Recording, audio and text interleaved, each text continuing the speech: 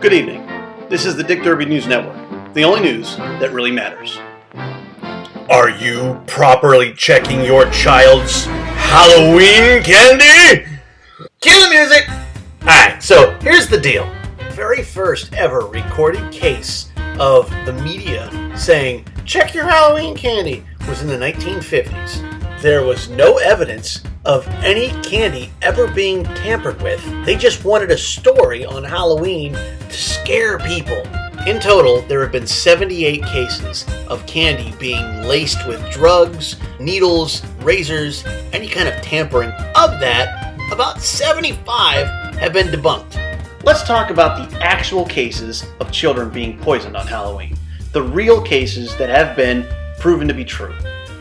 So in 1974, a kid named Timothy O'Brien fell ill and died shortly after eating a pixie stick.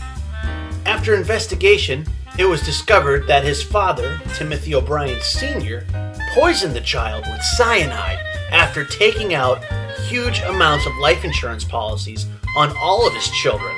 Why didn't any of the other children die? He actually made sure that Timmy had the entire pixie stick before tucking him into bed. Mr. O'Brien was sentenced to death and executed about a decade later in a Texas state penitentiary. So let's talk about Kevin Toston, a 5-year-old boy from Detroit.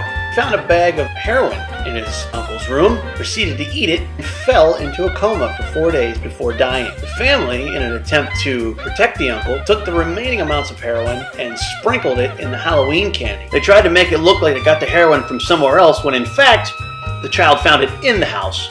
The parents were running a drug ring. Now let's fast forward to 2017, where 2 DEA agents in St. Louis, Missouri claimed they found marijuana-laced candies in their children's Halloween treats. The 2 DEA agents have yet to present a case or evidence. And at roughly $40 for 30 little gummies, I don't think anyone in their right damn mind will be handing them out for free anytime soon. If you or someone you know will be handing them out for Halloween, please leave the address at www.dickderby.com. So in closing, strangers, don't hand out free drugs, it's too expensive. Your family will try to kill you before anybody else, and the news is just trying to scare you.